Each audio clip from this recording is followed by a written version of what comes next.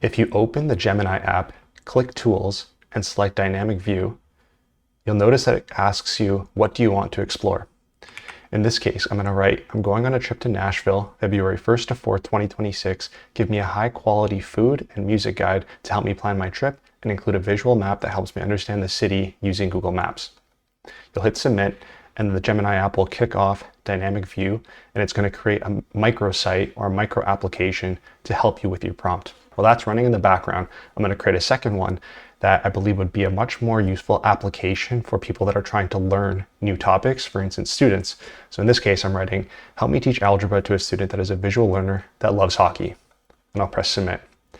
Now, while both of these are running in the background, I'm going to actually show you some examples. So in this case, I wrote, tell me about mitochondria.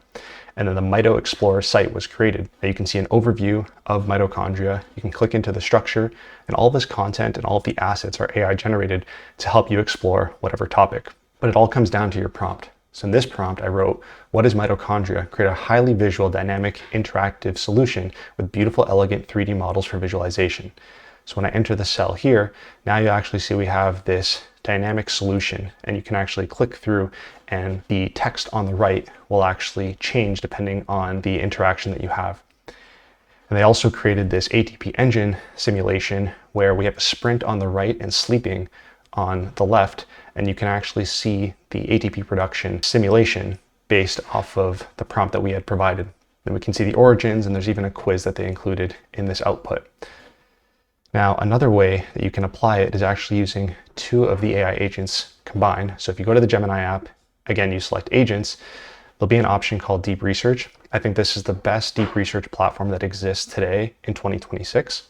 And I wrote, conduct research on all the latest AI releases, news, key insights from leading experts and AI companies for January 2026. And you can actually see how high quality this research is. You can go through the chain of thought reasoning, all the sources, everything like that. I then exported it to my Google Drive as a doc.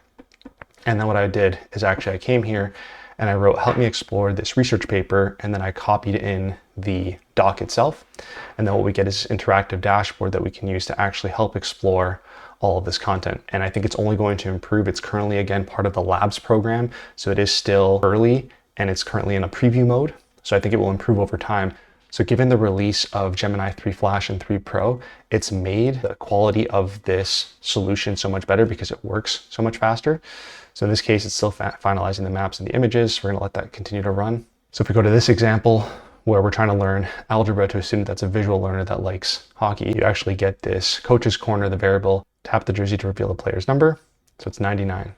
So again, just some very interesting ways to create high quality content to help you actually work through any type of topic that you want. I think this is very powerful for students and teachers to apply. And we finally get the Nashville trip, which is just fantastic because of how powerful the Google platform is interconnected with Google Maps.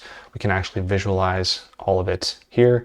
We actually get a day-by-day plan of where we should go. We can hit the eat and drink tabs, and we get these AI generated images of the various locations that it suggests that we attend, and then the music venues to actually view as well. So that's a quick overview of Gemini's new solution for dynamic interactive micro applications and micro apps. If you have any unique ways that you're applying this today, please share them.